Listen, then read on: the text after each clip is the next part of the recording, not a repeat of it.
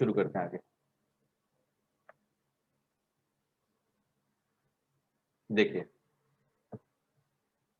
Second लिखो, second type of vector उसको बोलते हैं displacement vector. Displacement vector, displacement सुना है आपने? डिस्प्लेसमेंट क्या होता है, किस चीज को बोलते हो डिस्प्लेसमेंट आप लोग?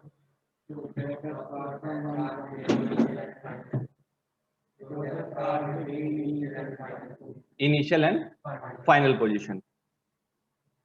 वेक्टर के टर्म में क्या होगा, बेसिकली चेंज इन पोजीशन को क्या बोलते हो? डिस्प्लेसमेंट क्या होता है? अगर आपको शॉर्टेस्ट टर्म में पूछा जाए कि व्हाट इज डिस्प्लेसमेंट, तो डिस्प्लेसमेंट का जो सबसे शॉर्टेस्ट फॉर्म आप बोलोगे बेसिकली चेंज इन पोजीशन। तो चेंज इन पोजीशन अगर हो रहा है तो उस चीज को बोला जा रहा है डिस्प्लेसमेंट। साइड में लिख लीजिए छोटा सा कि डिस्प्लेसमेंट को किस चीज से बोले जाते हैं, आपका चेंज इन पोजीशन से आप उसको बताते हो। अब हम देख रहे हैं कि डिस्प्लेसमेंट वेक्टर क्या होगा। अगर आपका कोऑर्डिनेट प्लेन लूं, वही कोऑर्डिनेट सिस्टम लूं, तो कोऑर्डिनेट सिस्टम के अंदर अगर एक पॉइंट P था और दूसरा पॉइंट कोई Q है, तो यहां से यहां तक पार्टिकल जाने का इस वेक्टर को बोला जाता है डिस्प्लेसमेंट वेक्टर। अगर ये क्या है, उसकी इनिशियल पोजीशन है और ये क्या है, उसकी फाइनल पोजीशन। इस वेक्टर को बोला जाता है डिस्प्लेसमेंट वेक्टर। ये ड्रॉ कर लीजिए। तो ये कोई भी कोऑर्डिनेट है, ये कोई y एक्स प्लेन है और उसमें कोई इनिशियल क्या होगा, x1 y1 से कहां चला गया, वो x2 y2 चला गया। आपका डिस्प्लेसमेंट इस तरीके से हुआ है।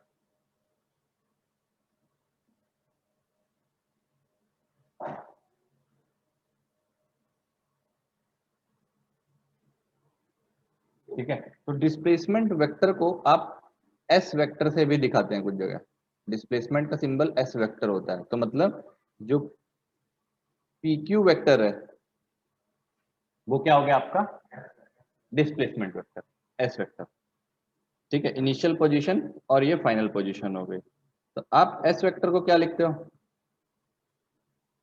आप उसको लिख सकते हो P Q vector, that is final position vector.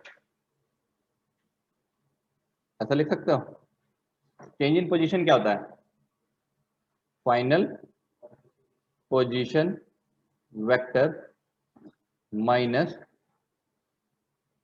Initial position vector. तो फाइनल पोजीशन क्या होगी उसकी, अगर एस वेक्टर को अगर डिनोट करने का सोचूं मैं, तो फाइनल पोजीशन वेक्टर क्या होगा, x2 y2, और अगर z कंपोनेंट भी हो तो इसमें लिखोगे तो आप लिखोगे x2 i cap plus y2 j cap, और इनिशियल क्या होगा x1 i cap plus y1 j cap. ये तो हो गया initial position minus final position. Position vector तो ऐसे लिखते थे आप लोग, यही पढ़ते हो पोजीशन वेक्टर के बारे में कि कोई भी पोजीशन है। तो अगर ये तो हो गया 2D के अंदर, और अगर यही 3D के अंदर होता, तो अगर 3 डायमेंशनल होता है प्लेन आपका, तो आप क्या लिखते हैं x2 i कैप प्लस, या अगर माइनस करके लिखे दूं मैं इसको दोनों को माइनस करके, तो x2 minus x1 i cap plus y2 minus y1 j cap plus z2 minus z1 k cap. इसका मैग्नीट्यूड डिस्टेंस फॉर्मूला होता था जो आप 10th में पढ़ते हो। क्या होता था, x2 माइनस x1 का square plus y2 minus y1 का स्क्वायर अंडर द रूट। और यही देख लो, इस वेक्टर की लेंथ क्या आएगी, PQ वेक्टर का लेंथ क्या आएगा, वही डिस्टेंस फॉर्मूला। तो वो वेक्टर की फॉर्म में अभी आपको डायरेक्शन के साथ भी आ रहा है और उसके अंदर उसका लेंथ भी कंटेन है। ठीक है, तो आप इस चीज को इस फॉर्म में याद रख सकते हो। वेक्टर की फॉर्म में लिखूं कि सर ये तो चलो कार्टेशियन प्लेन में ना लिखें, तो इन वेक्टर फॉर्म क्या होता है, वेक्टर फॉर्म लिख लो, ये होता है position vector of Q minus position vector of P। या ऐसा बोल दो फाइनल माइनस इनिशियल लिख दो, position final minus position initial, ये भी लिख सकते हो। ये समझाता हूं कैसे आएगा। आर पोजीशन के लिए लिख देते हैं, जैसे आप एक्स किसके लिए लिखते हो, position displacement along X, displacement along Y के वाई लिख देते हो इन जनरल। तो कोई भी जनरल पोजीशन के लिए क्या लिख देते हो, आर वेक्टर। जैसे ऊपर पढ़ा था ना ये हमने, यहां दिखा देता हूं, जो ये ओपी वेक्टर था ना, ये जो ओपी वेक्टर है, ठीक है, इसको जनरल इन जनरल जैसे आर, हर बार तो और पी पॉइंट नहीं होंगे, तो इस वेक्टर को अगर मैं आर वेक्टर लिख दूं पोजीशन वेक्टर को, तो बेसिकली पोजीशन वेक्टर क्या क्या होता है, आर वेक्टर ऐसा लिख देते हैं। तो कोई भी आर पोजीशन वेक्टर क्या होगा, एक्स आई कैप, वाई जे कैप और जेड के कैप। सिंबल किससे, इन जनरल कोई ऐसा स्टैंडर्ड सिंबल नहीं है, इन जनरल उसको किससे लिख देते हैं, आर वेक्टर से। कोई भी जनरल आर वेक्टर की आर आर पोजीशन है उसका। जैसे आपका वो ले लीजिए प्रोजेक्टर है, तो मैं यहां से बोलूं तो एक पोजीशन वेक्टर ड्रॉ कर दो आर वेक्टर, R1 बोल दो, उसका पोजीशन बोलूं तो R2 बोल दो। उन दोनों का डिफरेंस देखना है तो क्या बोलोगे, R2 vector minus R1 vector. बस सिंपल आपको माइनस करना है वेक्टर से, वो सीखेंगे कैसे माइनस करते हैं, ठीक है। अभी माइनस सम करना नहीं आ रहा, बट एटलीस्ट ट्रेंड तो पता चल रहा है कि क्या कर रहे हो। जो आप जनरल करते थे कि final position minus initial position, वही वेक्टर लगा दो बस उसके साथ, final position vector minus initial position vector will become your displacement vector. यहां का जो ये डिस्प्लेसमेंट वेक्टर है तो ये बन जाएगा, ठीक है। अगर मैं इस डायग्राम में अब दिखाऊं ये कहां कहां है, कौन कौन से वेक्टर आपको दिखाए जा रहे हैं, इसको मैं इधर रख देता हूं। यहां देखो, थोड़ा ध्यान से देखना, ये जो वेक्टर होगा ये क्या होगा, ये होगा पोजीशन वेक्टर ऑफ पी, बोल सकता हूं इसको। और ये क्या होगा, पोजीशन वेक्टर ऑफ क्यू। तो आर क्यू माइनस ये क्या है बेसिकली, ये final position vector, that is what is this, R Q vector minus R P vector. तो final position minus initial position, ये हो गया डिस्प्लेसमेंट वेक्टर, ठीक है। इन ये जनरल है, मतलब आर हमेशा पी और वो तो होंगे नहीं पॉइंट, तो आपके जो पॉइंट होंगे तो जनरल बन जाएगा, ये हो गया फाइनल पोजीशन और ये हो गया इनिशियल पोजीशन। इस तरीके से आपके वेक्टर बन जाएंगे,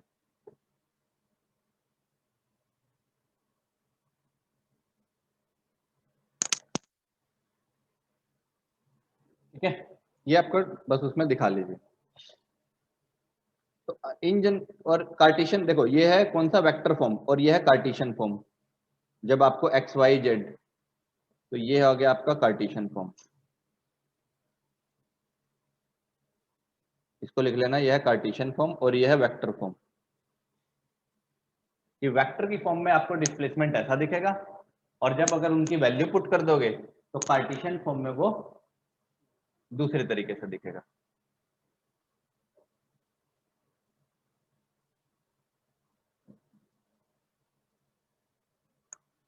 ठीक है।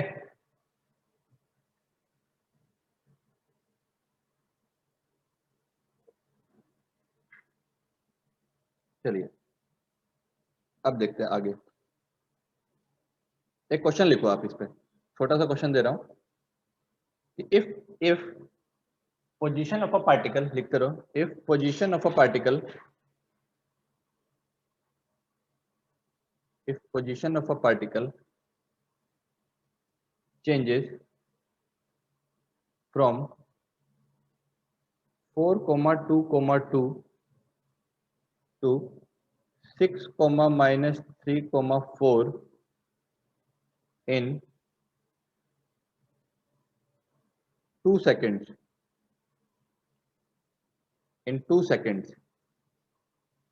then find the average velocity,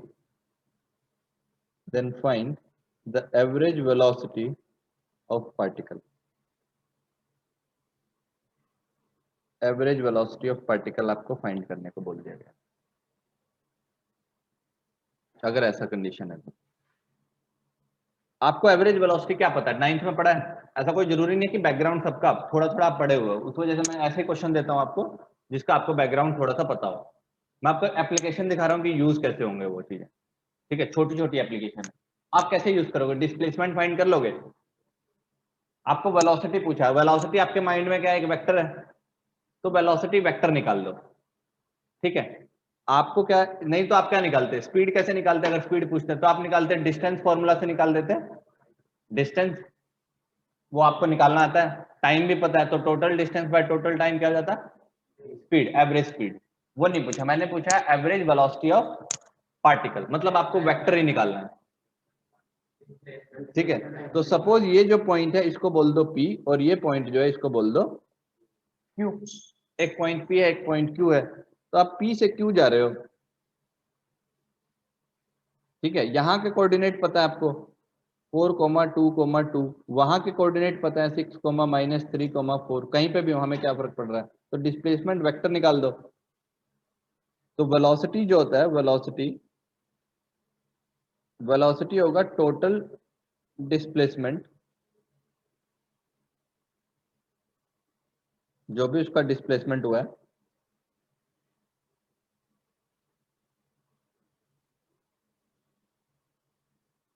total displacement by total time, इस तरीके से आप लिख दोगे कि टोटल टाइम में।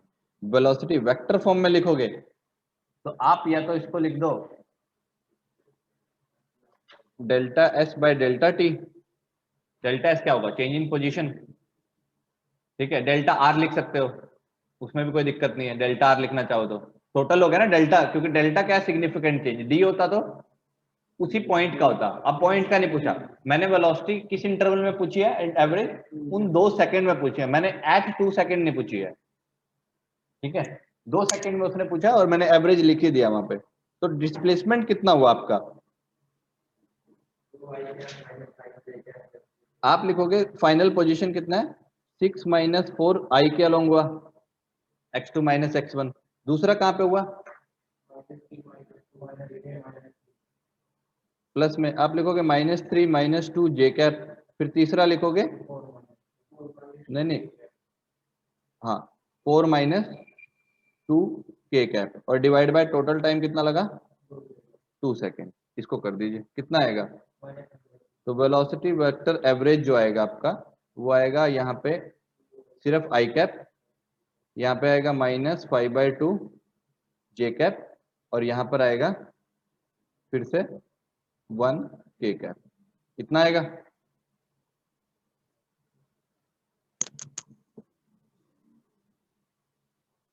स्पीड पूछ लिया जाए तो एवरेज स्पीड, इसका इसी का मैग्नीट्यूड निकाल दो, तो इसका क्या ले दो, एवरेज स्पीड क्या होगा,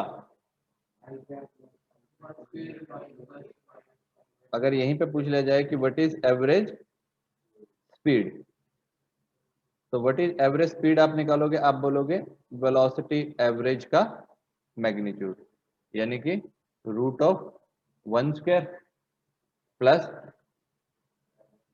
-5/2 का स्क्वायर और प्लस 1 का, ये आंसर आपका वेलोसिटी का, एवरेज स्पीड भी आ जाएगी, ठीक है। इस तरीके से आप क्वेश्चन को कर, मतलब जस्ट मैं थोड़ा सा आइडिया दे रहा हूँ कि क्या होते हैं,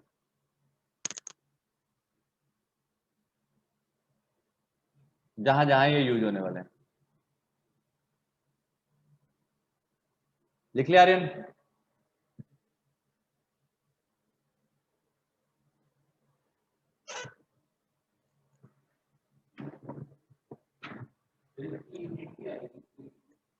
मीटर पर सेकंड, अगर वो मीटर में दिया हुआ, सेंटीमीटर में अगर डिस्टेंस दिए हुए हैं तो वो होगा ना कि एक्स एक्सिस किस सेंटीमीटर में ट्रेवल कर रहा है या मीटर में ट्रेवल कर रहा है, ठीक है। तो उतने यूनिट मीटर, उतने जो भी एसआई यूनिट होगा इसका यहाँ पे,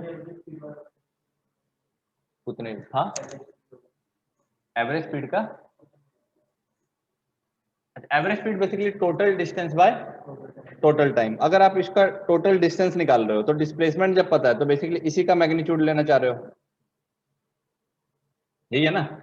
उस वैसे करोगे तब भी सेम आंसर आएगा। आप अगर सोचो कि आपको ये डिस्प्लेसमेंट पता है, यहां से यहां तक का लेंथ निकालने को बोला गया आपसे, ये लेंथ, तो ये क्या हो गया आपका टोटल डिस्टेंस। और अगर उसको डायरेक्शन दे दूं तो क्या बोल दिया जाएगा, टोटल डिस्प्लेसमेंट। बस ये है कि डायरेक्शन के साथ वो, अगर मैं बोलूं तुम यहां से वहां गए तो तुम कितना चले, तो तुम बोलोगे डिस्टेंस। अब मैं बोलूं कि उधर कितना चले, डिस्प्लेसमेंट। डायरेक्शन भी आ जाएगी। डिस्टेंस फॉर्मूला क्या लिखोगे आप, x2 minus x1 square plus y2 minus y1 square z2 minus z1 का स्क्वायर का रूट। ठीक है, फिर टाइम से डिवाइड कर दोगे तो जो ये आंसर आ रहा है, जो इससे आंसर आएगा और जो उससे आंसर आएगा, they would be same answer आएंगे। ठीक है, ये कहना चाह रहा हूं, आंसर दोनों के सेम आएंगे, क्योंकि जो वेलोसिटी का जो मैग्नीट्यूड होता है उसको क्या बोलते हैं, स्पीड। ठीक है, इस केस में। और यहां पे मैं एक अजम्पशन भी ले रहा हूं। यहाँ पे क्या अजम्पशन ले रहा है इस क्वेश्चन को सोल्व करते वक्त, कि वो लीनियरली गया है। क्योंकि अगर यहाँ से पोजीशन तो ऐसे भी जा सकता था ना, ऐसे सर अगर ऐसे गया हो यहाँ पहुंचा हो तो डिस्टेंस तो क्या हो जाएगा, अलग हो जाएगा, और डिस्प्लेसमेंट अलग हो जाएगी। मतलब ये लेंथ तो हो जाएगी डिस्प्लेसमेंट का लेंथ मैग्नीट्यूड। तो अगर ये लीनियरली गया है तो एवरेज स्पीड का जो आंसर, ये जो आंसर आ रहा ना आपका, फिर ये ठीक होगा। अदरवाइज तो फिर मुझे आपको एग्जैक्ट पाथ बताना पड़ेगा ताकि आप उसका डिस्टेंस निकाल पाओ। क्योंकि ये जो इस मैनर में अगर ये सीधा का सीधा जो जा रहा है तो ठीक है आपका आंसर। बट अगर मैंने बोल दिया कि ऐसा सेमी सर्कल से गया है तो फिर तो लेंथ कितनी हो जाएगी, पाई आर। जो भी ये डिस्टेंस होगा आप रेडियस निकालोगे, पाई आर निकल जाएगा। तो पाई आर बाई 2 सेकेंड, क्योंकि टाइम कितना लगा है, 2 सेकेंड। तो डिस्टेंस और डिस्प्लेसमेंट में थोड़ा सा डिफरेंस होता है, आएंगे उन पे, अभी डिटेल में नहीं जा रहे, ये तो क्वेश्चन इन बिटवीन था। तो ऐसे एक एग्जांपल के लिए कराया कि एप्लीकेशन डिस्प्लेसमेंट वेक्टर का कैसे होगा निकालने के लिए। ठीक है, एवरेज स्पीड ये क्यों आ रहा है, क्योंकि मैं एज्यूम स्ट्रेट लाइन मोशन। ठीक है, तभी आंसर लिख सकता हूं, अदरवाइज मैं ये आंसर भी नहीं लिख पाऊंगा। क्या निकालना हो, डिस्टेंस निकालना है उसी उसी क्वेश्चन के लिए, तो मुझे देना पड़ेगा ना पाथ।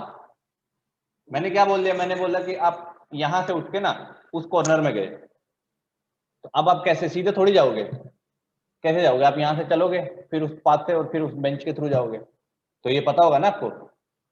तो पोजीशन डिस्प्लेसमेंट तो कितना हुआ फाइनल और इनिशियल का सीधा डिस्टेंस, बट डिस्टेंस कितना ट्रेवल किए, वो तो थोड़ा सा टेढ़ा मेढ़ा हो जाएगा अलग। ठीक है, तो इस तरीके से चल रहा है। तो अगर स्ट्रेट लाइन मोशन हो, अगर सीधा बोलूं कि सीधा जाओ 1 पॉइंट टू अनदर पॉइंट, सीधा सीधा जाना है, तो फिर आपका क्या हो जाएगा, डिस्प्लेसमेंट और डिस्टेंस क्या हो जाएंगे उस केस में, सेम हो जाएंगे। वो डिस्प्लेसमेंट के साथ लगेगा, क्योंकि डिस्टेंस क्या है, बस एक स्केलर है। हाँ, डिस्प्लेसमेंट स्केलर है, और डिस्टेंस स्केलर है, और डिस्प्लेसमेंट क्या है, वेक्टर है उसका। ठीक है, चलिए अगला लिखो, थर्ड लिखो, इक्वल वेक्टर।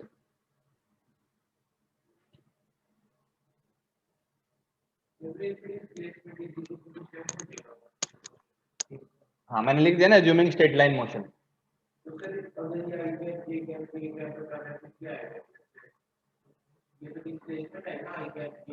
डिस्प्लेसमेंट का मैग्नीट्यूड, लेंथ, दो दो पार्ट होते हैं ना वेक्टर के अंदर, क्या होता है, एक उसका मैग्नीट्यूड और एक डायरेक्शन।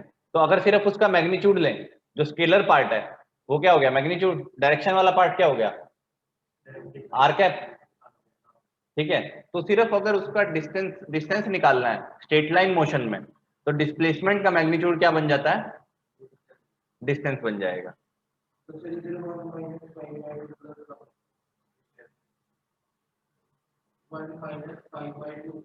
मैग्नीट्यूड मैग्नीट्यूड ये पहले डिस्प्लेसमेंट वेक्टर देखो आप क्या है, आप वेक्टर तो निकाले ही नहीं, ऊपर ऊपर लिख दियो। डिस्प्लेसमेंट वेक्टर क्या होगा खुद सोचो, 2 i cap minus 5 j cap minus 2 k cap, ये न्यूमरेटर वाला चीज बस। ये क्या है, ये तो यही है ना, ठीक है। अगर अब मुझे डिस्टेंस निकालना है, ठीक है, तो डिस्टेंस या तो इससे ज्यादा होगा, मिनिमम कितना हो सकता है, इसके इक्वल, अगर वो कब चले, स्ट्रेट लाइन में चले। ये तो आपके बेसिक 9th का कॉन्सेप्ट है ना, डिस्टेंस डिस्प्लेसमेंट से हमेशा ज्यादा होगा या मिनिमम उसके इक्वल होगा, ठीक है। तो अगर निकालना है तो अब इसका क्या करोगे, रूट ऑफ 2 का स्क्वायर, ये यहाँ पे प्लस आएगा, यहाँ पे आएगा प्लस -5 का स्क्वायर और प्लस फिर से 2 का स्क्वायर, तो ये आ जाएगा आपका डिस्टेंस। इसका मत कर देना, इसका तो ये तो फिर स्पीड आ जाएगा ना इसका, तो क्योंकि टाइम से डिवाइड हो चुका है ना इसके अंदर, तो वो मत कर देना। थोड़ा थोड़ा सा ध्यान रखो चीजों को, ये कोई ऐसा नहीं है कि बहुत रॉकेट साइंस पढ़ रहे हैं अभी, बहुत प्राइमरी सी चीजें जो आप 9th में सुने हो उसका हाँ, स्पीड निकाल के टाइम से मल्टीप्लाई कर दो, क्योंकि यहाँ टाइम से डिवाइड किए थे, दोबारा 2 से मल्टीप्लाई कर दोगे तो सेम ही चीज आ जाएगी ना, वो तो इट इज इक्वल टू कि डिवाइड बाय 2 और मल्टीप्लाई बाय 2।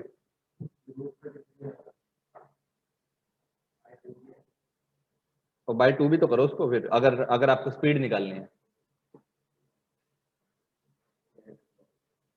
सेम आ रहा ना आंसर, बट इस क्वेश्चन में क्या अज्यूम किया है, लीनियर, सीधा जा रहा है, ठीक है, टेढ़ा मेढ़ा नहीं जा रहा। अगर वो ऐसा जाएगा तो फिर पाथ देना पड़ेगा मुझे, अदरवाइज डिस्टेंस कैसे निकालोगे, ठीक है। अगला लिखो, इक्वल वेक्टर। इक्वल वेक्टर में देखो,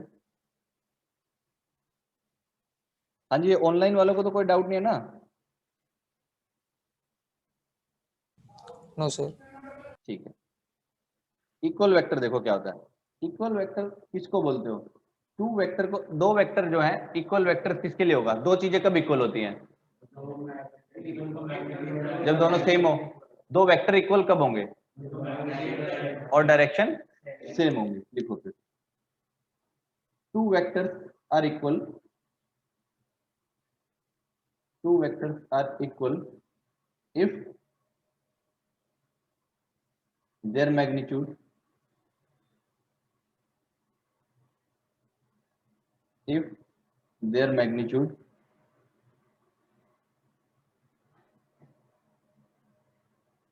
are equal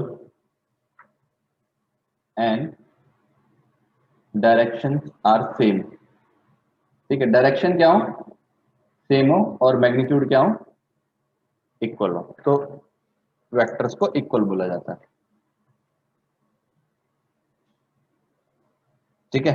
तो किस तरीके से दिखेंगे इक्वल वेक्टर आपको, कोई भी दो वेक्टर ले लो, सपोज ये वेक्टर है आपका m और ये दूसरा वेक्टर है n। कंडीशन क्या होनी चाहिए, m और n क्या होंगे, पैरेलल होंगे तो डायरेक्शन सेम, और m और n की लेंथ सेम होंगे। तो बेसिकली अगर m vector equal to n vector है, तो इसका मतलब इंटरप्रिटेशन क्या होगा कि m वेक्टर का मैग्नीट्यूड और n वेक्टर का मैग्नीट्यूड, हाँ, और m कैप जो होगा वो n कैप के इक्वल भी होगा, तो दोनों सेम होंगे। बहुत ही सिंपल चीज है।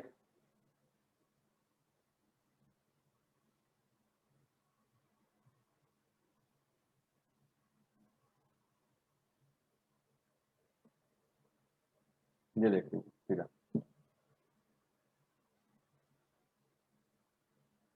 एम कैप एन कैप के इक्वल भी होगा। तीसरी चीज और देख लो, कई बार ऐसा भी लिखा रहता है, सपोज आपको जो एम एम वेक्टर लिखा है, ठीक है, वो आपका ऐसा लिखा है m1 आई कैप प्लस m2 जे कैप प्लस m3 के कैप, ऐसा हो सकता है क्योंकि कुछ ना कुछ वेक्टर होगा कार्टेशियन फॉर्म में, तो ऐसा दिखेगा वो। और एन वेक्टर कैसा होगा, कुछ n1 i cap plus n2 j cap plus n3 k cap. और अगर ये दोनों इक्वल हैं, if m vector equal to n vector, then क्या होंगे, तीनों कंपोनेंट भी क्या होंगे, सेम होंगे। i के कोफिशिएंट, j के कोफिशिएंट और k के coefficient, they all would be same.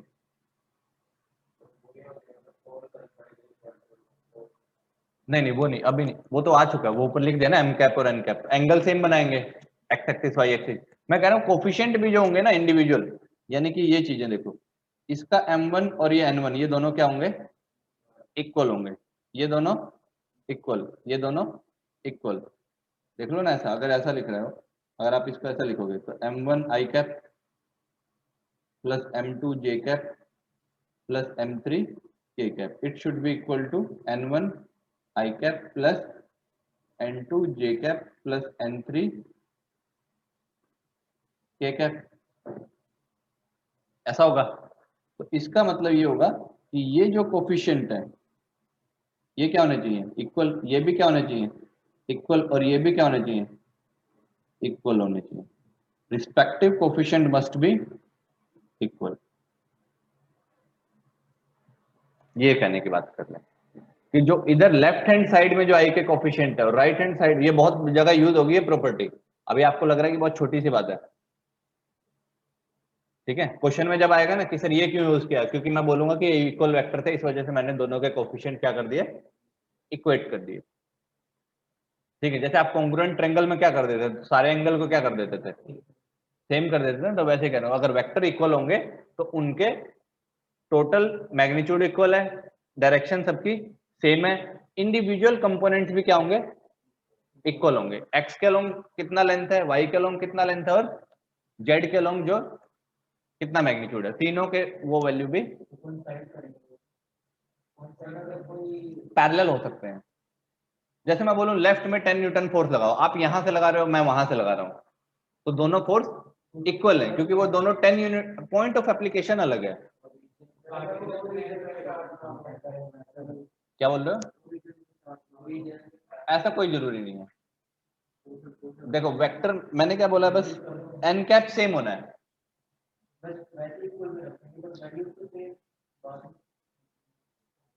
सुनो एक बार, जरूरी थोड़ी ना हर वेक्टर ओरिजिन से निकले, डिस्प्लेसमेंट वेक्टर था।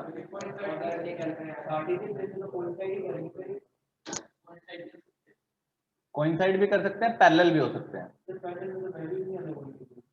पैरेलल में कैसे वैल्यू अलग हो जाएंगे, जैसे आप एक एग्जांपल से बता देता हूं। अगर डिस्प्लेसमेंट, आप डिस्प्लेसमेंट वाला एग्जांपल ले लो, कार्टेशियन प्लेन में ले लेते हैं। एक एक एक यहाँ पे ओरिजिन पे खड़ा है, एक कोई यहाँ पे ओरिजिन पे खड़ा है, उसको बोला कि आपको एक्स एक्सिस की तरफ जाना है 2 यूनिट, ठीक है, तो वो यहाँ पहुंच जाएगा। अब मैं इसको बोल रहा हूँ, एक बंदा यहाँ पे खड़ा है जो y इक्वल टू 3 लाइन है, इसके ऊपर खड़ा है, ठीक है, वो यहाँ पे खड़ा था, उसको भी बोला कि तुम भी उधर चलो और यहाँ पे पहुंच जाओ। अब वो देखो अलग अलग चले, इसका कहाँ से कहाँ चला, ये 0,0 से कहाँ तक गया, 2,0 तक। ये कहाँ से गया, 3,0 से 0,3 से ये गया 2,3। इसका डिस्प्लेसमेंट चेक करो और इसका डिस्प्लेसमेंट चेक करो, ठीक है। तो यहाँ पे जो S2 वेक्टर आएगा वो कितना आएगा, 2 माइनस 0 आई कैप 3 माइनस 3 के कैप, मतलब बस क्या आएगा, 2 यूनिट अलोंग आई कैप। S1 भी क्या आएगा, 2 यूनिट अलोंग आई कैप। तो ये दोनों क्या आ रहे हैं, सेम आ रहे हैं। तो अब जब आप कार्टेशियन प्लेन में कोइंसाइड करेंगे या नहीं करेंगे तो ऐसा कोई जरूरी नहीं है, दे कैन बी पैरेलल, है पैरेलल।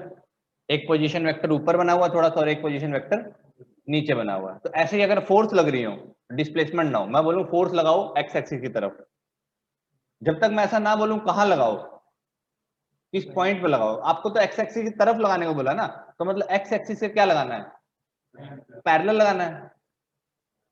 उससे ज्यादा तो कुछ बोला नहीं, मैं बोला एक्स एक्सिस की तरफ 10 न्यूटन फोर्स है, तो आप कहीं भी शो कर दो कि ये फोर्स यहां शो कर दो, या इसको उठा करके ये भी 10 न्यूटन इधर है, ये इधर भी है, इसको कहीं पे भी रखो, क्या फर्क पड़ रहा है, समझ आया। तो एक्स एक्सिस की तरफ है बस वो, उसका कोई लेना देना नहीं है कि जब तक बोला ना जाए। मैं बोला एक्स एक्सिस की तरफ फोर्स लगानी है, बट जो y इक्वल टू 3 से पास करे, तो मैंने पॉइंट ऑफ एप्लीकेशन भी बता दिया फिर उसका।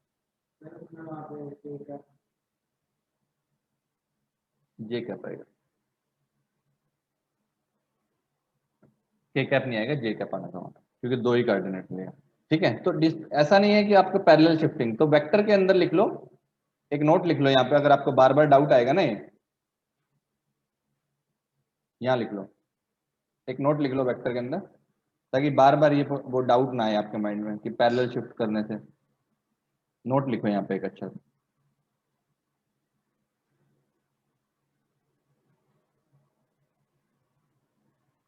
इसके अंदर हम लिख रहे हैं parallel shifting of vector, parallel shifting of vector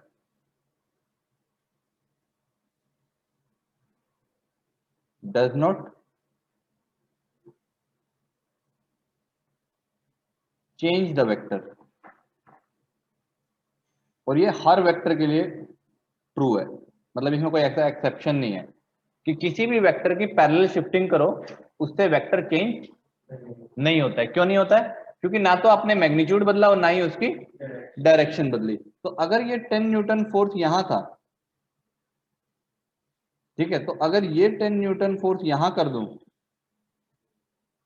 और या फिर इसको उठा के यहां से भी यहां कर दूं, बस ये पैरेलल रहने चाहिए, ये दोनों जो है जब रखें साथ में तो कोइंसाइड करें, लेंथ और मैग्नीट्यूड सेम आए। अब इसको उठा के आप कहीं पे भी रख दो, उससे कोई फर्क नहीं पड़ रहा। अगर इसका थोड़ा सा भी डायरेक्शन आप लोगों ने बदल दिया फिर दिक्कत हो जाएगी, क्योंकि फिर थीटा चेंज हो जाएगा, कोई ना कोई अल्फा बीटा गामा में से कोई एक एंगल चेंज हो जाएगा, तो वेक्टर बदल जाएगा। तो इस केस में क्या है, दे आर, अगर इसको पैरेलली शिफ्ट कर दूं, इसको कह रहे हैं पैरेलल शिफ्टिंग। एक एग्जांपल में बना लेना कि पैरेलल शिफ्ट, ठीक है। तो ना ही ये फोर्स, अगर ये F1 वेक्टर था तो ये भी क्या रहेगा, F1 वेक्टर ही रहेगा। ये थोड़ा सा ध्यान रखना।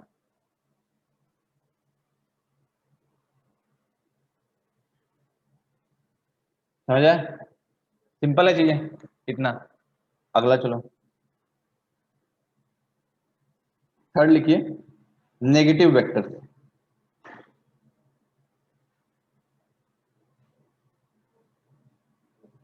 नेगेटिव वेक्टर्स क्या होंगे? एक वेक्टर दूसरे का नेगेटिव है तो इसका मतलब क्या होगा, डायरेक्शन बस अपोजिट होगी और मैग्नीट्यूड सेम होगा। ठीक है, इसके अंदर बस यहाँ पे छोटा सा लिख लीजिए कि मैग्नीट्यूड्स आर इक्वल,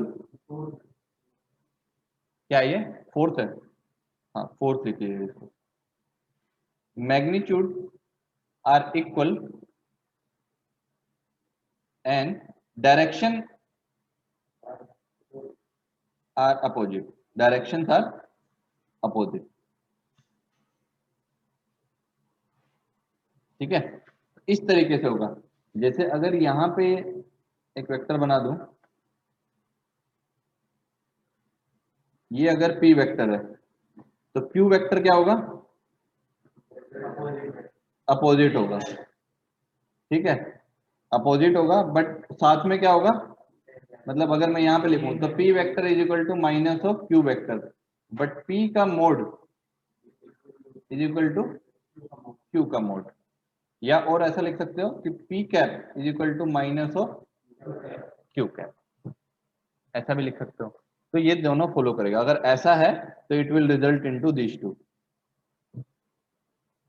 ठीक है, और अब यहाँ पे ये भी ध्यान रखना कि इस Q को जो है, ये ऐसा जरूरी नहीं है कि इसके एकदम ऐसा ही हो, कोइंसाइड ही करे, वो उसके पैरेलल भी हो सकता है। क्योंकि जैसे यहाँ पे रख दूं,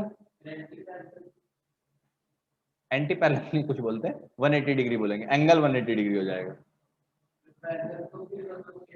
एंटी पैरेलल बोल दो, वर्ड बोल दो कि थीटा जो होगा कितना होगा, 180 डिग्री होगा। पैरेलल में कितना होता है, 0 डिग्री। ठीक है,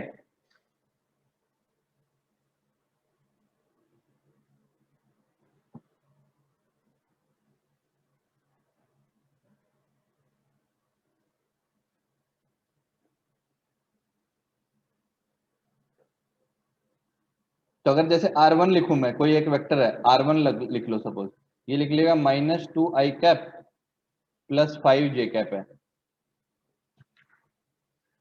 ठीक है, तो इसका नेगेटिव वेक्टर क्या होगा?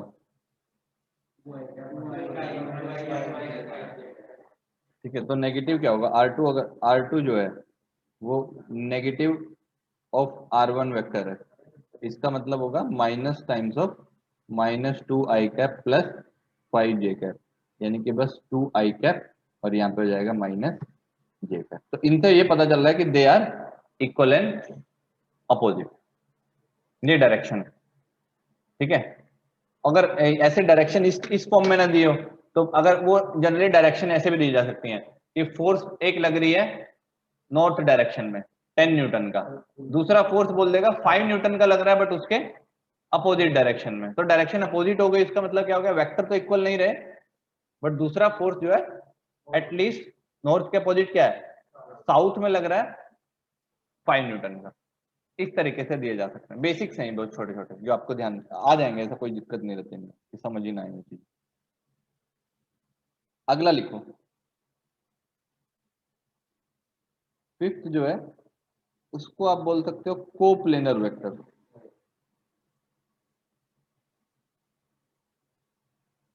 कोप्लेनर वेक्टर, कोप्लेनर वेक्टर क्या होंगे? एक ही प्लेन में लाई करेंगे। एक ही प्लेन में लाई करने के लिए आप प्लेन, पहले तो प्लेन का अंडरस्टैंडिंग है ना आपको, एक प्लेन क्या होता है? जैसे ये व्हाइट बोर्ड है तो व्हाइट बोर्ड एक प्लेन है, तो दोनों वेक्टर क्या होंगे? सेम प्लेन में होंगे। जैसे ये यहाँ पे ले लीजिए, इस एग्जांपल से ले लीजिए, अब ये है, ये क्या कौन से प्लेन में लाई कर रहे हैं दोनों? ये जिसमें जो दोनों सेम दिख रहे हैं। अब अगर मैं इसको ऐसा कर दूं अभी कोई प्लेन चेंज होगा? अब अगर मैं इसको यहां कर दूं तो प्लेन चेंज हुआ? अरे हुआ ना, ये है चेंज हो रहा ना, बट एक प्लेन में तो है। तो यहां पे देखो दो वेक्टर हैं, कौन से प्लेन में लाई कर रहे हैं? ये देख लो, ये कौन से प्लेन में लाई कर रहे हैं अभी ये इस प्लेन में लाई कर रहे हैं। अब अगर मैं इसको इधर इधर चेंज कर दूं, अब ये वाला प्लेन जेड, ये नहीं बस नॉर्मल कोई भी प्लेन हो सकता है, ऐसा टिल्टेड एक प्लेन रहेगा। ठीक है, तो दो वेक्टर तो हमेशा कोई ना कोई एक प्लेन में लाई करेंगे ही, ये भी ध्यान रखना, आगे नोट लिखवाऊंगा। तो पहले लिखो कोप्लेनर वेक्टर क्या होते हैं? Vector lying in same plane, vector lying in same plane, इनको बोलते हैं कोप्लेनर वेक्टर।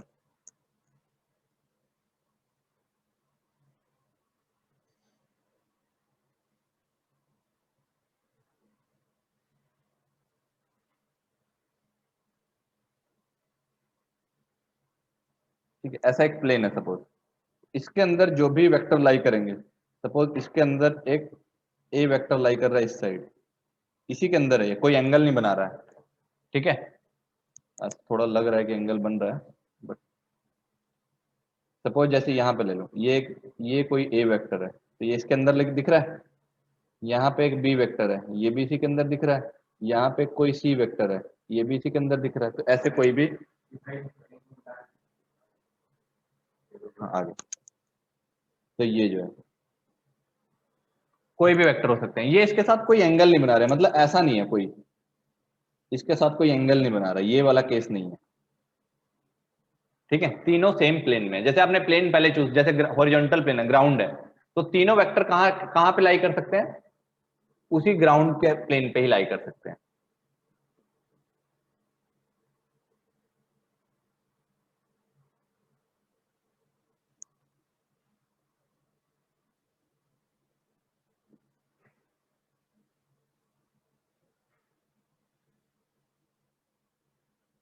यहां पे नोट में लिखो, जो अभी मैं आपको समझा रहा था कि दो वेक्टर जो होंगे, two given vectors are always coplanar.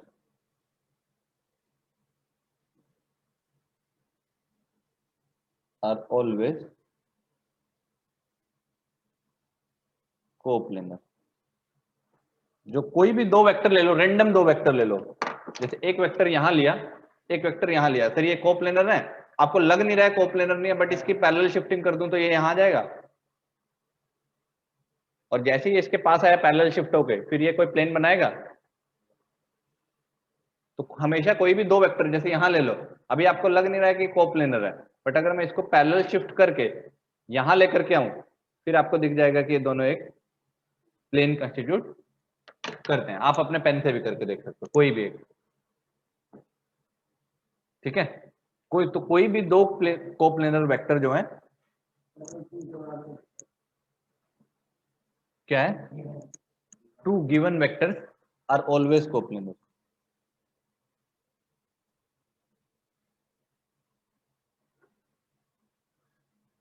कोई भी दो आपको वेक्टर दे दिए गए हैं तो वो हमेशा कोप्लेनर होंगे।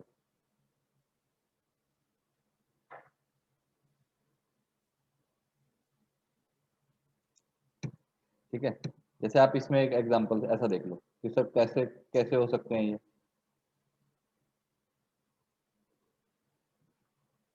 ये ले लिया मैंने, एक वेक्टर ले लिया, इधर ले लिया, ये है मेरा बी वेक्टर। मैंने एक वेक्टर ले लिया, इधर ले लिया, ए वेक्टर। तो इनसे पास करता हुआ एक प्लेन तो बना ही सकता हूं मैं, ऐसा दिख गया, जो दोनों से जिसके अंदर वो दोनों कंटेन कर, इस प्लेन को और बड़ा कर दूंगा तो और बड़ा बन जाएगा। ठीक है, सी वेक्टर कहीं और ले लो, सी वेक्टर सपोज आपने इस साइड नहीं, थोड़ा सा और टिल्ट कर देते हैं इसको। तो आप सपोज ले लीजिए सी वेक्टर को इस साइड ले लो, इससे पास करता हुआ भी एक प्लेन बन सकता है जिसमें बस ये दोनों लाई करें, ऐसा भी हो सकता है।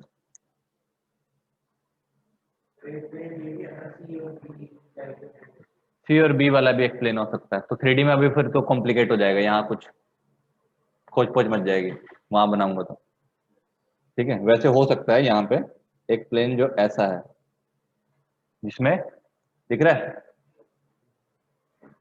इस तरीके का भी एक प्लेन हो सकता है जिसके अंदर सी और बी लाई करें। एक प्लेन हो सकता है जिसके अंदर ए और बी लाई करें। एक प्लेन हो सकता है जिसके अंदर, अब थोड़ा 3D लग रहा है ये आपको, ठीक है, इस तरीके से बना सकते हैं। हाँ, ये वाले नहीं लाई करेंगे, कुछ कर सकते हैं। अगर यहाँ ए और बी के बीच में एक और डी बना दूं मैं, डायगोनल, ए और बी का जो रेक्टेंगल बन रहा है ना, उसका डायगोनल बना दूं, तो वो उसी प्लेन में लाई करेगा, ए और बी। अगर मैं यहाँ देख लो, अगर ऐसा बना दूं एक ये, तो ये कहाँ लाई कर रहा है, ए और बी के प्लेन में लाई कर जाएगा।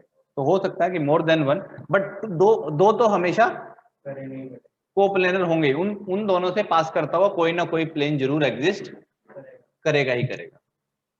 ठीक है, अगला लिखो, कोलिनियर वेक्टर।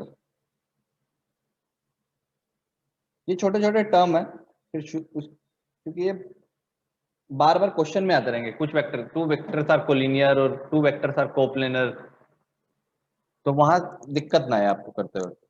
ऐसा कोई है नहीं कि बहुत टफ टास्क है ये सब करना, क्योंकि मेन टास्क वेक्टर लॉज है इस चैप्टर में जो सीखना है आपको। ये तो बस बेसिकली छोटी मोटी डेफिनेशन सीख रहे हो आप, किस चीज को क्या बोलते हैं। कोलिनियर वेक्टर क्या होते हैं, जो क्या हो, या तो पैरेलल हो या एंटी पैरेलल हो। मैग्नीट्यूड और डायरेक्शन, मैग्नीट्यूड सेम होना कोई जरूरी नहीं है, डायरेक्शन या तो सेम होगी या फिर अपोजिट होगी। ठीक है, यहां लिख लो, हाँ, vectors which are vectors which are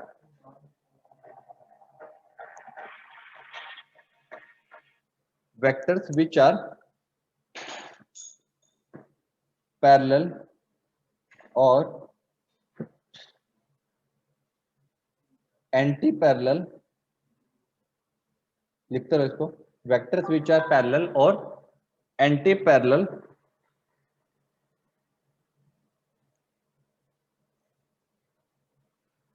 to each other.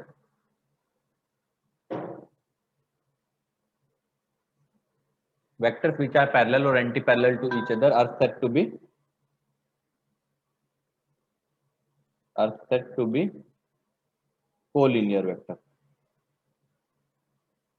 Collinear vector. ठीक है, और कोई रिलेशन नहीं है, मैग्नीट्यूड का कोई लेना देना नहीं है कि सेम होंगे या नहीं होंगे, डायरेक्शन या तो सेम होगी या अपोजिट होगी। ठीक है, जैसे इस तरीके का रिलेशन होगा कि जो ए वेक्टर है वो कुछ मल्टीपल होगा लैम्डा टाइम्स बी वेक्टर होगा, इस तरीके का कोई रिलेशन होगा।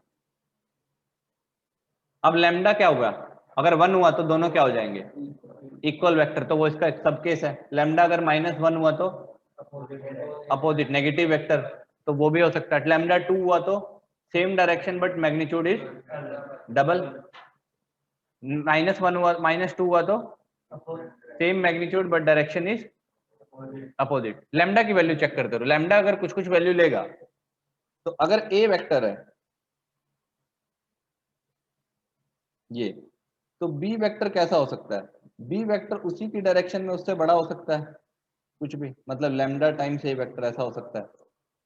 और अगर लैम्डा नेगेटिव हुआ तो अपोजिट डायरेक्शन में भी हो सकता है, कोई सी वेक्टर हो सकता है वो लैम्डा टाइम्स ए वेक्टर हो सकता है, बट लैम्डा क्या इस केस में नेगेटिव। ऐसा भी हो सकता है केस, क्योंकि डायरेक्शन उल्टी हो जाएगी। छोटा भी हो सकता है, लैम्डा अगर 1 से 1/2 हुआ, तो इस तरीके का जो रिलेशन है वो दोनों, जैसे आपने कोलिनियर पॉइंट सुने हैं, क्या होते थे कोलिनियर पॉइंट, जो एक ही स्ट्रेट लाइन पे लाई करें, तो उसी तरह उनका बेस लाइन क्या रहेगा, सबका सेम रहेगा या फिर पैरेलल रहेगा। ठीक है, क्योंकि वेक्टर में शिफ्टिंग अलाउड है तो वो पैरेलल भी अलाउड है, पैरेलल शिफ्टिंग अलाउड है, वेक्टर चेंज नहीं होता है, तो आप उसको फिर पैरेलल शिफ्टिंग से दिखा सकते हो। पॉइंट्स में क्या होता है, पैरेलली शिफ्ट कर दिया तो पॉइंट चेंज, पोजीशन ही चेंज हो जाएगी, वहां वो वैसा अलाउड नहीं था। तो कोलिनियर टर्म जो आपने सुना था पहले, वो कोलिनियर पॉइंट्स के लिए सुना था। ठीक है, तो कोलिनियर वेक्टर कुछ भी ऐसा कोई रिलेशन हो। अगला लिखो वेक्टर, जैसे अब जो क्वेश्चन हम इस तरह का क्वेश्चन देता हूं, एक फोर्स है वो 6 आई कैप है -4 जे कैप है, 6 आई कैप है -4 जे कैप है, ये F1। Find another force, find another force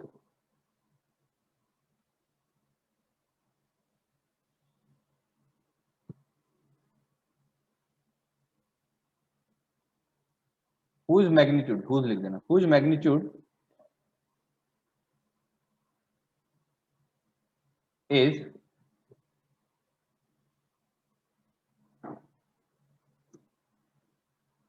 3 times F1 and direction is opposite।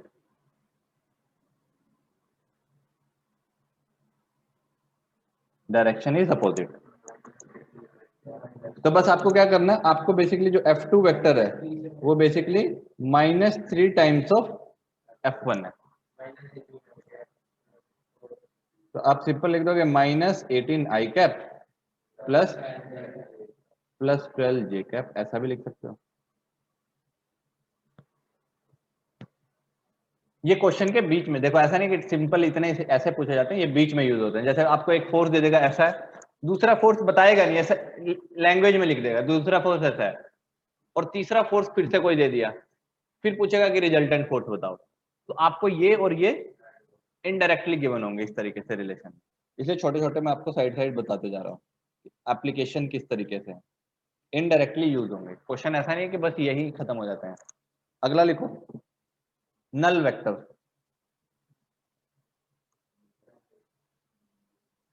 कौन सा चल रहा था नंबर, ये 6 7 लिखिए।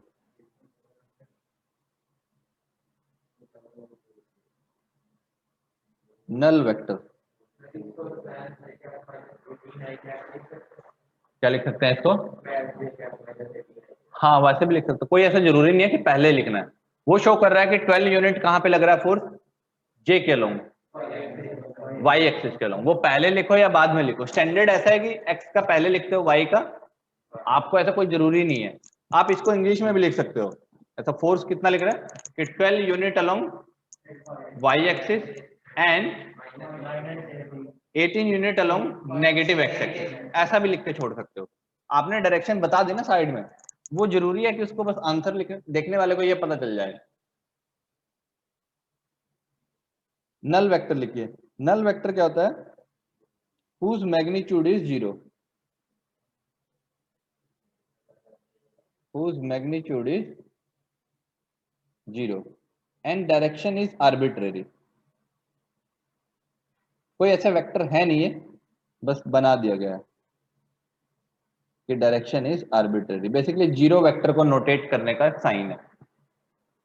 क्योंकि क्या करते हो ना, जैसे मान लिया कई बार इक्वेशन बनी और साइड में जीरो आ गया, इस साइड की क्वांटिटी वेक्टर है और उस साइड की स्केलर है, तो उस साइड की क्वांटिटी को भी वेक्टर बनाने के लिए क्या कर दिया आपने, जैसे ये कर दिया। जैसे मान लिया आपने लिखा, एक एग्जांपल से बताता हूँ क्यों जरूरत पड़ी इसकी। जैसे आपने लिखा कि F1 vector is equal to F2 vector है, तो आप ऐसा लिख सकते हो कि F1 वेक्टर माइनस इसको इधर लेके आओगे तो यहाँ जीरो लिखोगे। अब ये बोलो कि इधर वाली क्वांटिटी वेक्टर है और जीरो तो क्या होता है, एक स्केलर नंबर है। तो अब इसको भी वेक्टर बनाने के लिए उन्होंने बोल दिया कि इसको ऐसा लिखो, इसको जीरो वेक्टर लिख दो। है तो कुछ है नहीं, डायरेक्शन किसका होगा, जो इनका होगा। ऐसा जब होगा ही नहीं, क्योंकि डिफरेंस तो जीरो ही आ रहा है, वो तो एक पॉइंट बन गया है, तो पॉइंट का कोई डायरेक्शन नहीं होगा। लेंथ क्या बन गया, लेंथ होता है मैग्नीट्यूड, लेंथ जीरो है, मतलब क्या बन गया, एक जस्ट पॉइंट आपने ये बना दिया। मैं बोलूं इसका एक ये है, ये एक पॉइंट है, इसका आप लेंथ बताओ। इसमें तो फिर भी चलो मैग्नीट्यूड करने पे दिख जा रहा है थोड़ा सा, ठीक है। अगर एकदम ऐसा करूं, अब क्या बताओगे, तो कोई लेंथ आएगा नहीं। तो उस वजह से क्या बोल रहे हैं, जरूरत क्यों पड़ी इन इक्वेशन में, कि इक्वेशन के एक साइड स्केलर अच्छा नहीं लगेगा। अच्छा क्या लगेगा, आप बोलोगे एक स्केलर क्वांटिटी का वेक्टर से इक्वेट कर रहे हो, ठीक है। तो उन्होंने उसको फिर जीरो वेक्टर बोल दिया ऐसे। तो नल वेक्टर को इस तरीके से डिनोट कर देते हैं, जीरो वेक्टर। ओ वेक्टर नहीं है, ये जीरो है, ये जीरो है, ठीक है। ये इसका नोटेशन का तरीका है, नोटेशन है ये इसका। कहीं कहीं लिखा मिलेगा तो ऐसा वो मत हो जाना कि जीरो को, जीरो के ऊपर वेक्टर क्यों लगा दिया, उसको एक नल वेक्टर क्वांटिटी बोल देते हैं, कुछ सेपरेटली है नहीं ऐसा। अगला लिखो,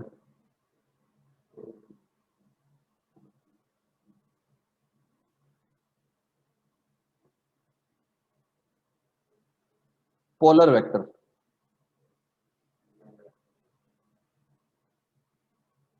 कुछ 8 था ना, पोलर वेक्टर।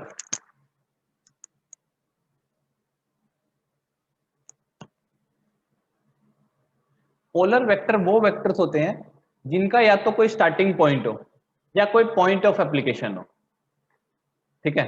देखो दोज वेक्टर्स कैटेगरी है कि सारे वेक्टर क्वांटिटी हैं, बट कुछ वेक्टर क्वांटिटी हैं जिनका स्टार्टिंग पॉइंट होता है। जैसे पोजीशन वेक्टर का स्टार्टिंग पॉइंट कहाँ होगा, ओरिजिन, क्योंकि एक रेफरेंस क्या है, ओरिजिन, उससे क्या होगी, पोजीशन ले जाएगी। फोर्स वेक्टर है, उसका क्या होगा, पॉइंट ऑफ एप्लीकेशन, कि मैंने फोर्स लगाई।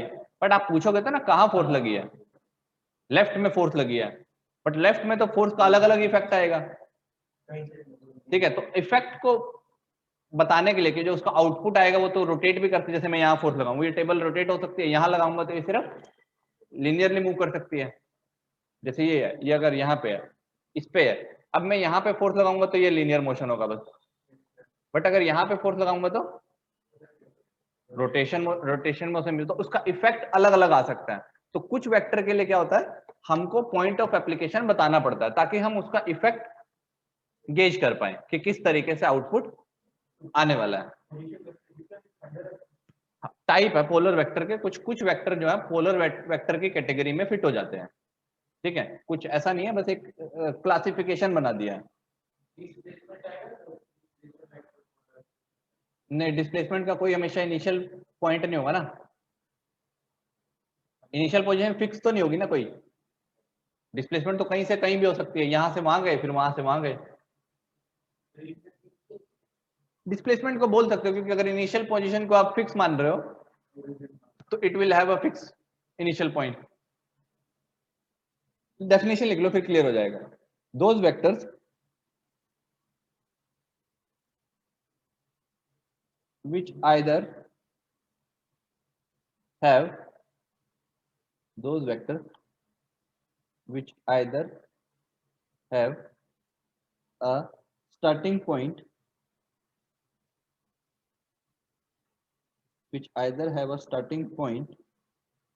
or a point of application। या तो हमको पता पॉइंट ऑफ एप्लीकेशन मतलब फिर उसका टेल फिक्स हो जाएगा, टेल और हेड।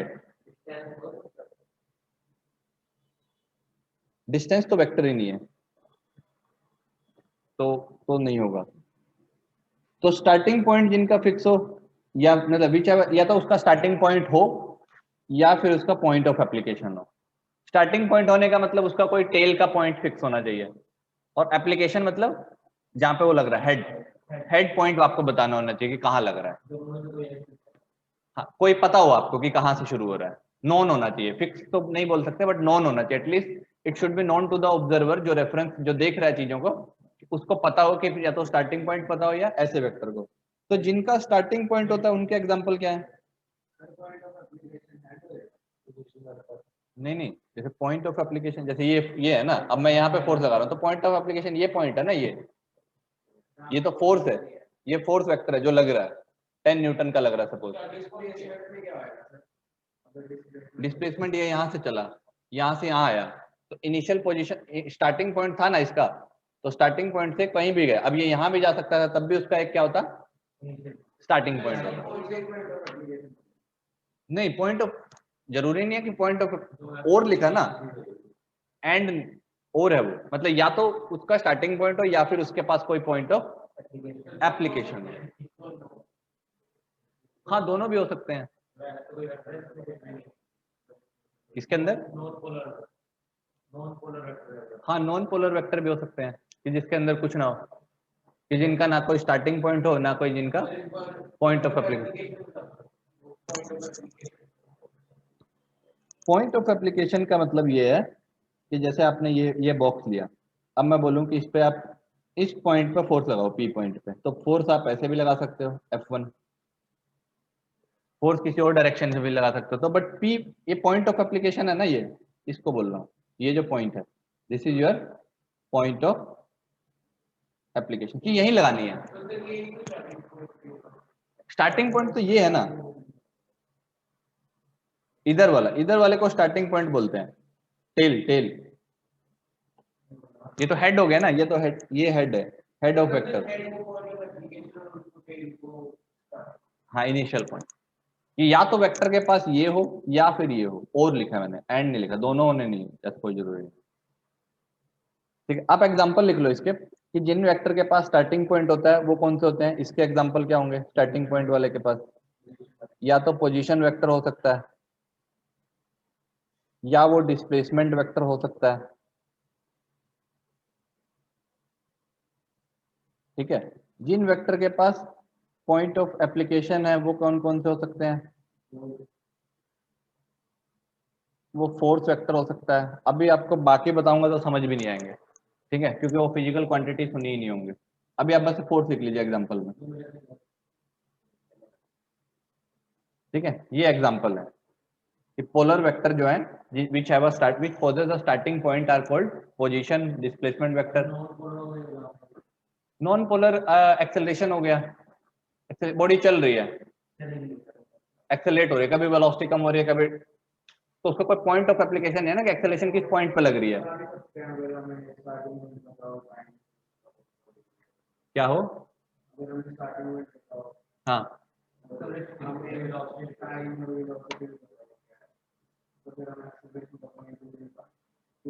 इनिशियल पॉइंट नहीं होगा ना कोई, जैसा कोई ऐसा वेक्टर नहीं है, वो ऐसी कोई ऐसी फिजिकल क्वांटिटी है ना जो एक पॉइंट से शुरू हुई हो,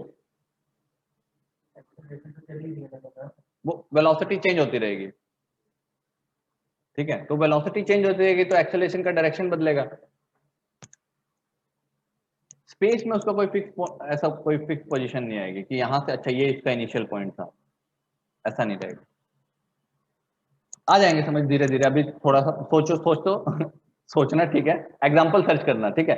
गूगल पे सर्च करना कि पोलर वेक्टर के एग्जाम्पल, नॉन पोलर के एग्जाम्पल क्या है, उनमें से जो जो सुने होंगे वो सर्च करना। वो जो नहीं सुने होंगे उनका तो कुछ कह नहीं सकते कि ये तो सुना ही नहीं है, क्योंकि ये सुनने वाले हो आगे जाके।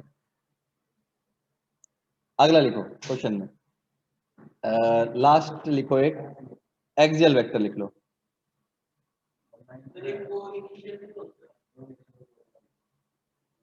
टाइप है, आप कोई इनिशियल से खुद ही बताओ क्या होगा, जिनका इनिशियल पॉइंट सेम हो। तो अब कैटेगरी है वो, मैं बोला लिस्ट में तो अगर चलते रहोगे तो 15-20 है, बट कुछ ऐसे रिडंडेंट है, जैसे मैं को इनिशियल बोलूंगा, को इनिशियल वेक्टर क्या होगा, जिसका इनिशियल पॉइंट सेम हो।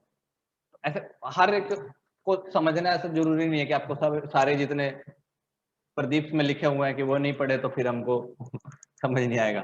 ऐसा अरोड़ा में जो लिखा हुआ है,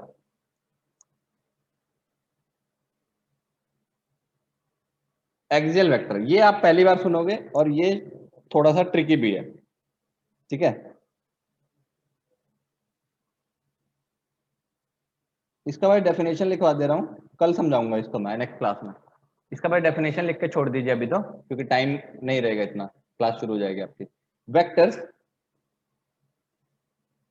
representing, vectors representing rotational effect, vector representing rotational effect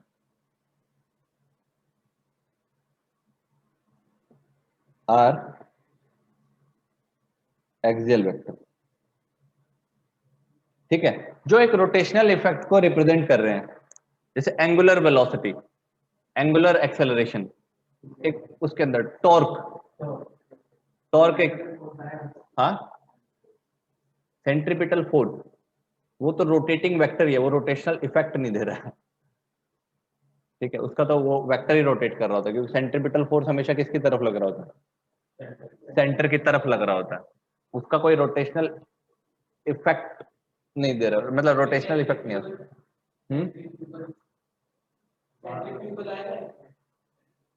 ये वाले वेक्टर में नहीं आएगा, क्योंकि आपको खुद ही पता चल जाएगा जब इसकी डायरेक्शन निकालना सीखोगे ना, कि सेंट्रीपिटल की डायरेक्शन वैसे नहीं निकाली जाती है जैसे एक्सियल वेक्टर की। राइट हैंड थंब रूल से निकालते हो कि you curl the finger along the rotational effect, then thumb give the direction of axial vector. तो जो ऐसे वेक्टर होते हैं, सुनो पहले अच्छे ध्यान से, डेफिनेशन लिख लिया ये, ठीक है। एंड यहां लिखो, उसके बाद and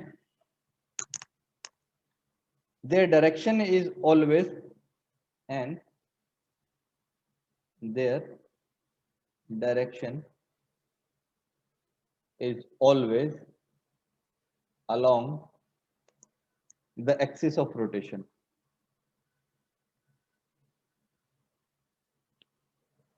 always along the axis of rotation,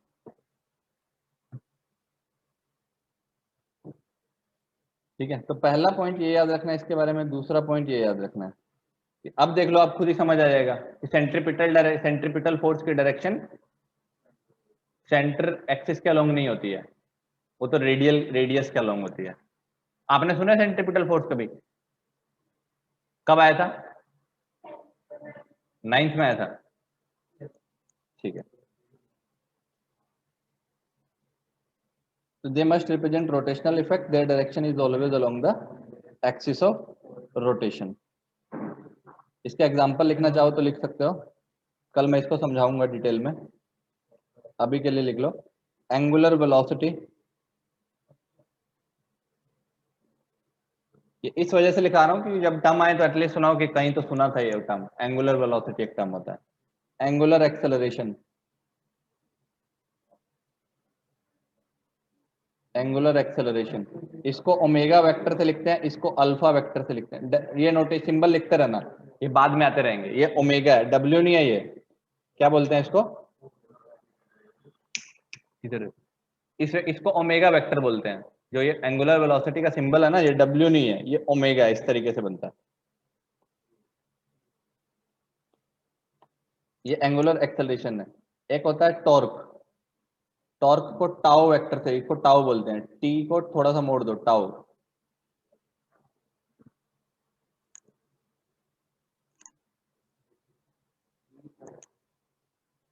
angular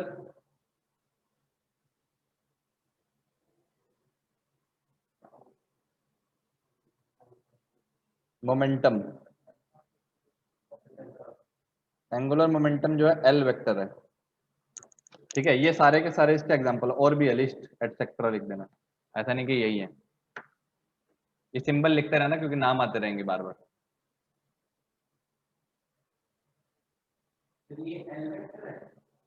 L vector, L के ऊपर वेक्टर लगा हुआ, एंगुलर मोमेंटम का सिंबल है।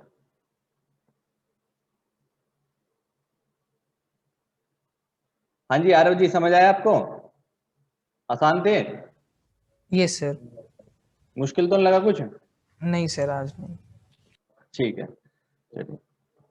तो ये पहला हमारा बेसिक था जिसमें हमने वेक्टर के टाइप और ये एंगुलर, इसको एक्सियल वेक्टर को थोड़ा और डिटेल में डायरेक्शन वायरेक्शन निकालना समझाऊंगा मैं, अभी तो थोड़ा टाइम कंस्टेंट है। ठीक है, कल से हम वेक्टर लॉ शुरू करेंगे।